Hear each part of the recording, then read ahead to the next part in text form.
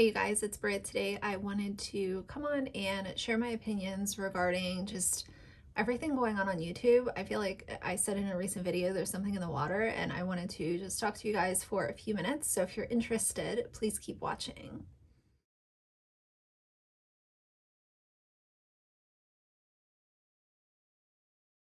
All right, you guys, so there for a little while, I wasn't sure if I wanted to even address this or talk about it, but I've gotten a few messages and emails from you guys just sharing concern, and it's all very valid. And it's what is currently happening on YouTube is really putting subscribers in a very awkward position where they don't want to spend time on the platform. And when I hear that from a group of people, it bothers me because I think that YouTube can be a really cool place to spend time and interact with one another. But when you guys subscribe to a lot of this, you guys as my subscribers, a lot of you follow the same channels.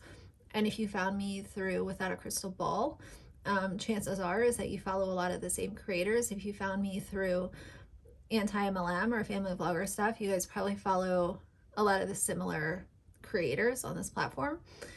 And recently there's been just a lot of really distasteful content being put out there, and I talk constantly about not going real life. Like, leave all your comments in the comments below. We don't have to take this offline or go to other people's channels and leave nasty comments because you might disagree with an opinion that they had.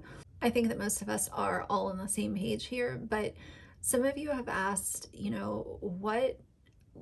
what's the best thing to do with a situation like this when you have YouTubers that are seeing each other and just going completely out of bounds. Like, at this point, I'm not even talking about commentary.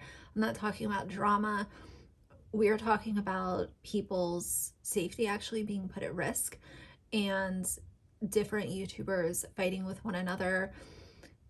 It's just gotten completely out of control. And I'll be really honest with you guys. I realize that drama sells, and people are entertained. As a general statement, people are entertained by the dramatics of certain situations, but that's not what this is. This is something a lot more serious than just people having a little bit of internet drama. In this situation, I will tell you guys exactly what I do.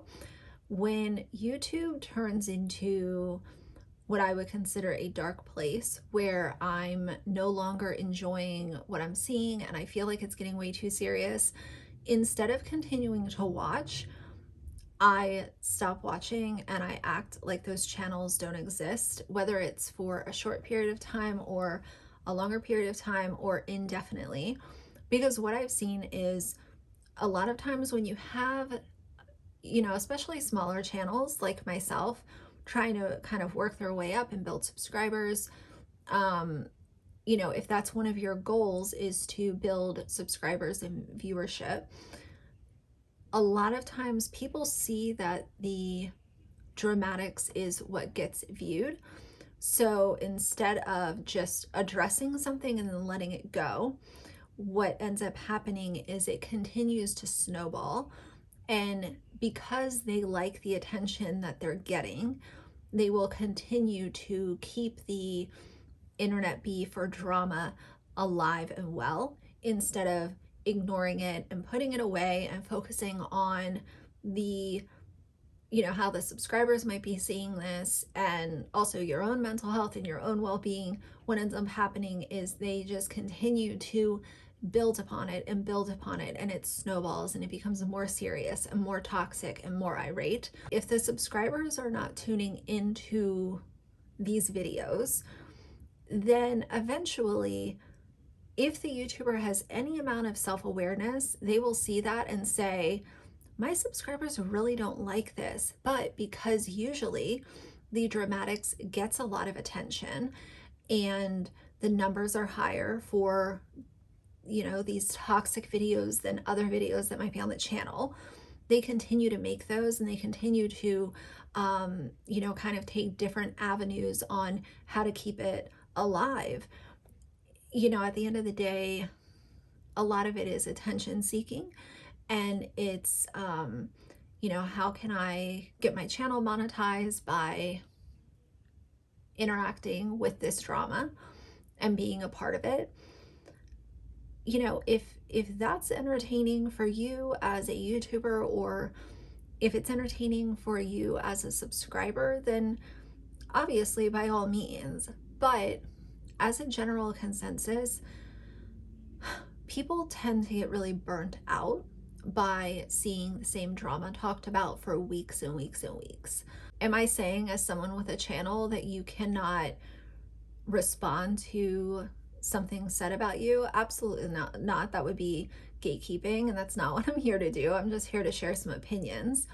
I understand how you really want to respond to every single thing that is said to you, but at a certain point, you have to let it go. You have to be able to ignore, you know, the stupid feedback. You have to, you know, especially as a commentary channel, if you dish it out, it's gonna come back to you at some point in time. And I'll tell you guys kind of what I do, and most of you probably already know this, but unless it's something that I really feel like I need to address, I don't address things. And that's not because I'm sitting on my soapbox or thinking that I'm better than other people with opinions. That's not it at all.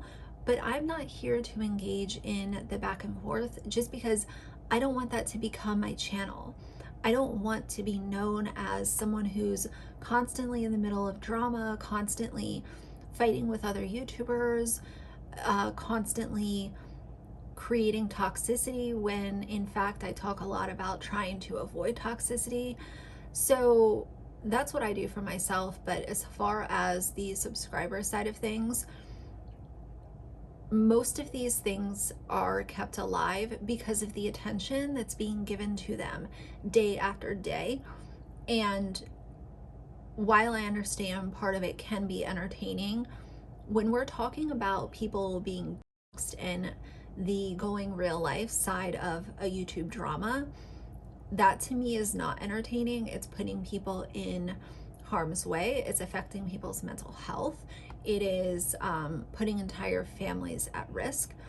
And that to me, I can't compare any of those things to being entertaining. Is it entertaining to throw a little shade once in a while? For sure. But what I've been seeing a lot over the last few months on YouTube, you know, I would say even the past 6 months, is everything that I am against is being given attention, and therefore the situation, the toxic situation, is kept alive and well, and it continues to brew and fester until it's completely boiling over, and we have people, you know, going real life and just completely diving off the cliff, and they're just completely nosediving into a cesspool of really bad shit. And once we're talking about getting police involved and filing restraining orders and stuff like this, that is something that I want nothing to do with. And I hope that at some point in time YouTube can become a more positive place. But in the meantime, I hear you guys, I see your messages, I talk to some of you about this, and I understand why it's frustrating from the seat of a subscriber, because at some point it's like, where's the actual content? I subscribed to this channel for content and for this person, and it's taken this switch of where they can't stop talking about this issue that they're having with another YouTuber, and now we're going on months and they won't shut up about it, and it keeps getting darker and more serious. So like I said, my best, I guess, piece of advice, if anyone's looking for that, would be to not pay it any attention, and make sure that you're constantly seeking out content that you feel good taking in. Make sure that you're supporting YouTubers who you agree with their actions. And I always kind of look at it and I'm like, If this happened at a real life job, if this was happening in the real world, this person would be fired. So why do they continue to have a platform to stand on? And people are feeding into the toxicity and feeding into the negativity. If you call your coworker's wife a bitch at work, then you're going to be written up. You're probably going to be fired. But if it happened for a second time, then you're definitely going to be fired. But YouTube is just such a weird world where it's like the more toxic you are, the more attention you get, and that's why it keeps going. So I would just say, like I've said before, stay away from the toxicity and the, kind of dumpster fires that are happening in some corners of YouTube right now, and take care of your mental health. And if that means unsubscribing or just signing off of YouTube for a day or a few days or even longer, if that's what's best for you, then that's what's best for you. I hope that at some point in time, YouTube can get back to a place where it's just people making content. But unfortunately, it seems like the more toxic you are, there is a market for that. It's definitely not me, and it's never going to be on my channel, but it is what it is. But I just wanted to do this video because I understand your frustration. I understand your concern for a lot of these things that are being kind of put out on public display. And I don't ever want to completely ignore an issue that is happening on the platform that I'm making content for. So I wanted to share this with you guys. So tell me how you feel down below. Are you just totally tapped out? Are you the type to give second, third, fourth chances to people? What do you think about all of it? Let me know. So for now, if you like the video, please leave a like and a comment. And if you'd like to see more from me in the future, please subscribe. I'll see you guys soon. Bye.